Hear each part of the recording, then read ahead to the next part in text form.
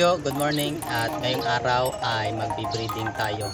Papakita ko kung paano ako nagbe-breed ng aking mga alagang rabbit. Kaya tara, samahan nyo ko sa pagbe-breed ng ating mga alagang rabbit. Ano-ano ba yung dapat nating i-prepare kapag magbe-breeding tayo? Ano yung mga kailangan natin? Nang una, syempre kailangan natin yung rabbit. Ayan, si Boryang. Yung rabbit dapat na ready siya. Ibig sabihin ay red na yung kanyang ari o kaya pink na pink. Ibig sabihin ready na siya na magpakasta. Tapos kailangan din natin na timbangan. Kahit anong timbangan, analog or digital, pwede. Kailangan natin ito na matimbang bago natin ipakasta para malaman natin after 15 days kung buntis yung ating alagang rabbit. Kasi kung alam natin after 15 days na hindi siya buntis, di paulit natin, papasampa ulit natin siya. At saka after 15 days din, na-adjust natin yung mga pagkain nila. Kaya kailangan nating malaman kung buntis pa talaga yung ating alagang rabbit. Kung marunong ka naman na mag-palpation, mag-palpate yung pagkapa ng rabbit after 13 to 15 days, di kahit hindi ka na gumamit ng timbangan. Tapos kailangan din natin ng notebook. Itong notebook, ito natin ilalagay yung mga data na kailangan natin. Lalagay natin dito yung pangalan ng ating rabbit, yung timbang bago tayo magpakasta, tapos yung date kung kailan tayo nagpakasta, tapos yung kilo after 15 days. Tapos kung sino yung box na ginamit natin, tapos after 15 days ano yung status niya, kung positive or negative siya. Tapos kung kailan tayo maglalagay ng nesting box. Yan. Tapos ilalagay din natin dito kung kailan siya ang anak. Yan yung ilalagay ko sa data. Kailangan natin ito para hindi natin ma-breed yung next generation sa magkakapatid. Una natin gagawin, pag-breeding, check muna natin ito si Boryang. Kung red na yung ano niya, ayan o, ayan, kung red na ganyan, sabihin pwede na siyang i-breeding pag ganyan na siya.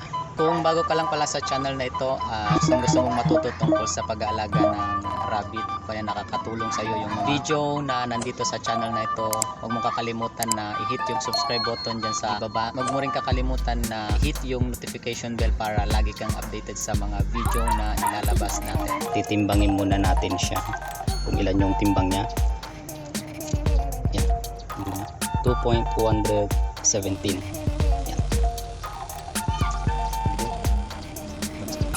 Yan, nilalagay natin dito sa name is dito sa ito is si Borya. Yung timbang niya is 2,217 grams.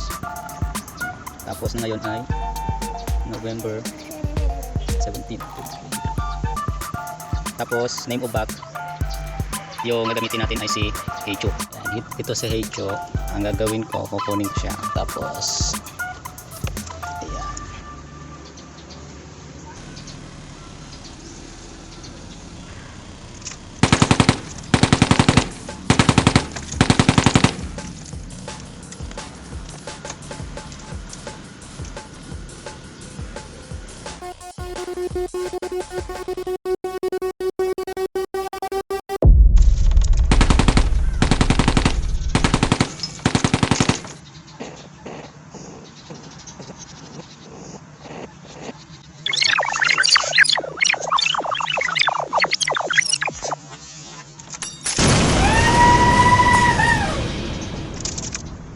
pagkatapos ng isang beses ay pagpapahingayin natin yung back saka yung doe 2 to 3 minutes, tapos sasalang ulit natin hanggang 3 hanggang 5 beses na makastahan yung ating alagang rabbit.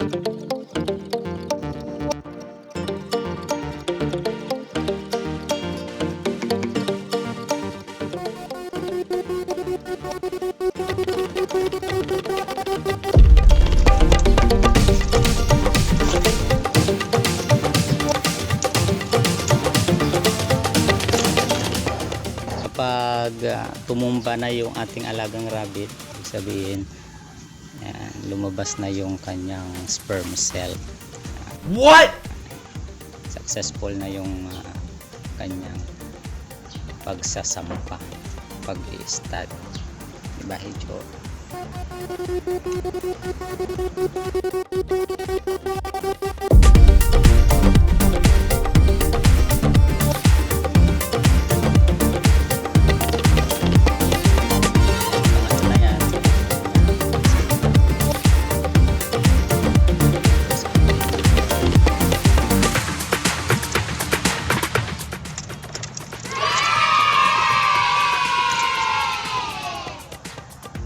Correction pala Jo.